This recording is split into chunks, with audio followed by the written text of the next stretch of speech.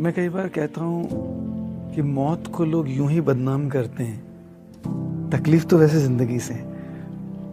पहले ऐसा हुआ करता था ना कि कभी लाइफ में थोड़ी टेंशन हुआ करती थी, आज टेंशन में थोड़ी लाइफ बची है। सो इन द मॉडर्न ईरा आजकल हम लोग देख रहे हैं कि इतने, जैसे आपने कहा, इतनी परेशानियां हैं, इतनी इश्यूज है, इतनी प्रॉब्लम्स है, लेकिन जब हवाई जहाज टेक ऑफ करता है तो टेक ऑफ हमारे कंट्रोल में नहीं होती, लैंडिंग हमारे कंट्रोल में नहीं होती, और टर्बुलेंस भी हमारे कंट्रोल में नहीं होती। अगर हमारी लाइफ की शुरुआत बर्थ है, वो टेक ऑफ है, और लाइफ की एंडिंग डेथ है, वो लैंडिंग है, तो जब हवाई जहाज टेक ऑफ किया है तो टर्बुलेंस तो होगी ना, मतलब परेशानियां तो होगी ना। जिंदगी है ना जनाब, जिंदगी है ना जनाब, तकलीफ तो होगी ही, वरना मरने के बाद तो जलने का भी एहसास नहीं होता। तकलीफ तो होने ही वाली है। और कई बार लोगों को लगता है कि साधु संत ये जो कपड़े पहने उनको तकलीफ नहीं, सबसे बड़ा झूठ है वो, सबसे बड़ा झूठ। और अगर कोई बड़े आसन पर बैठकर कहे कि मुझे कुछ नहीं हो रहा, वो सरासर झूठ बोल रहा है।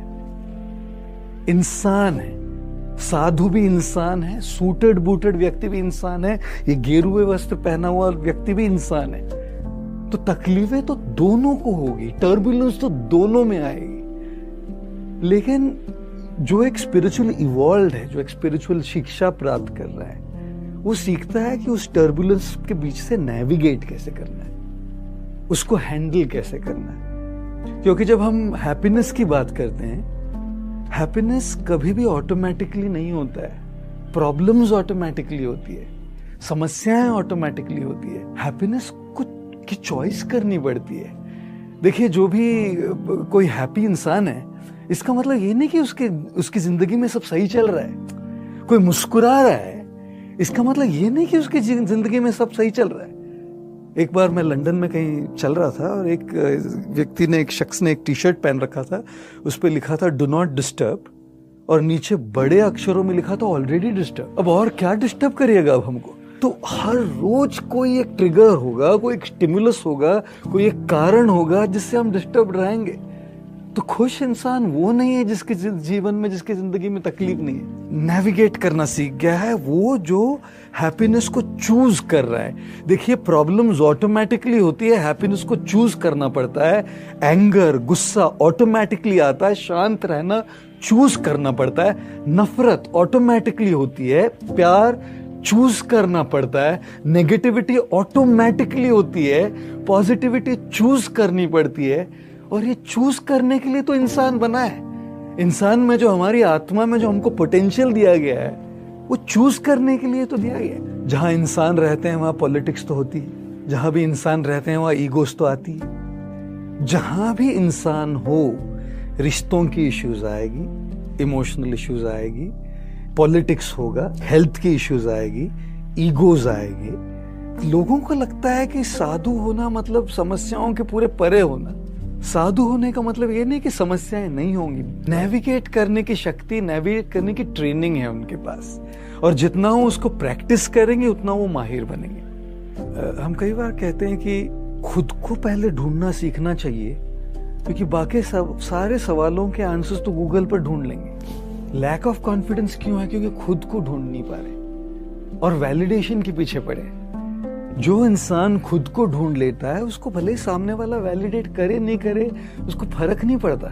ये खुद को ढूंढ लिया है, खुद में क्या स्पेशलिटी है, खुद में क्या विशेषता है, ये ढूंढ लिया है। वो जो ढूंढ लेता है, उससे जो कनेक्ट हो जाता है, उसमें तो कॉन्फिडेंस आती है।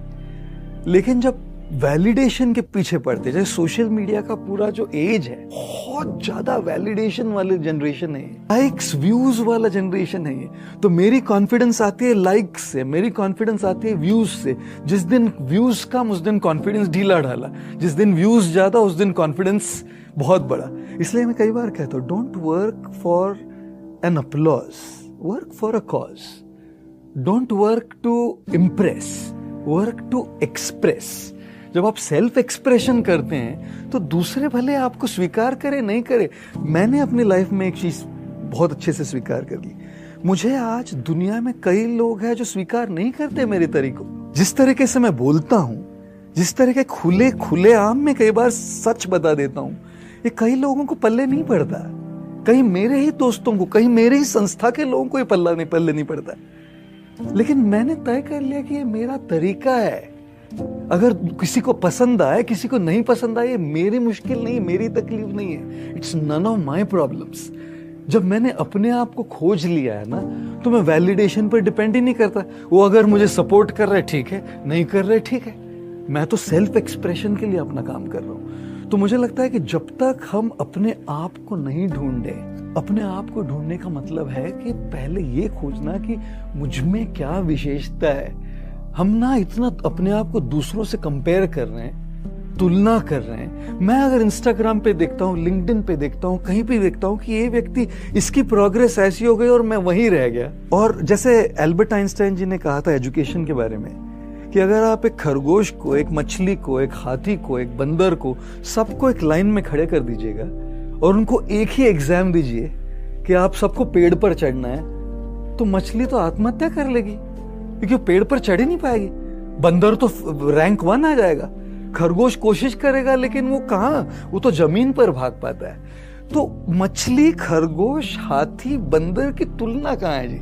सब में अपनी अपनी एक क्षमता है, सब में अपनी अपनी एक स्ट्रेंथ है, सबने अपनी एक विशेषता, सबको एक तोहफा दिया है। वैलिडेशन की एक्सपेक्टेशन से इंसान डिसअपॉइंट होता है, लेकिन अप्रिशिएशन कोई कर दे तो अपने इमोशनल अकाउंट पे इन्वेस्टमेंट है, उससे कॉन्फिडेंस तो बढ़ेगा।